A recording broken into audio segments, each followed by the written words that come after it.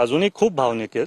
त्याच्यामुळे जर विरोधकांना लढायचं असेल त्यांनी लढावं, पण आपल्याला माहिती बारामतीकर काय करणार आहे त्या निवडणुकीत. अजित पवारांशिवायची निवडणूक इमॅजिन केली होती का आणि होती येते का? आयुष्यात नव्हती केली. कसं बघताय सगळीकडे, किती आव्हानात्मक वाटतं? तर त्याच्या संदर्भात मी काय बोलू शकणार नाही, कारण मी पण भावनिक आहे आणि मला जास्ती मनापासून आता सगळ्यांच्या समोर ते नाही बोलायचं. विलिनीकरणाची चर्चा होती, या संदर्भात राष्ट्रवादीची भूमिका काय आहे किंवा तुमची वैयक्तिक कुटुंब म्हणून भूमिका? नाही, माझं वैयक्तिक त्याच्यात काय नाही. मी खूप छोटा आहे. त्याच्यात काय असेल, वहिनी असतील, पार्थ असेल, बाकीचे ज्येष्ठ नेते असतील पक्षातले ते ठरवतील. तुम्हाला असं वाटतं विलिनीकरण व्हावं?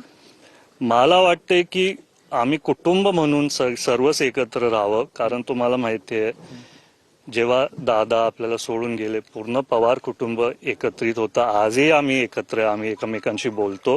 राजकारणातला भाग त्याच्याबद्दल मी जास्ती संभाषण करणं मला एवढं योग्य नाही वाटत. ते आपल्या पक्षातले वरिष्ठ नेते बोलतील.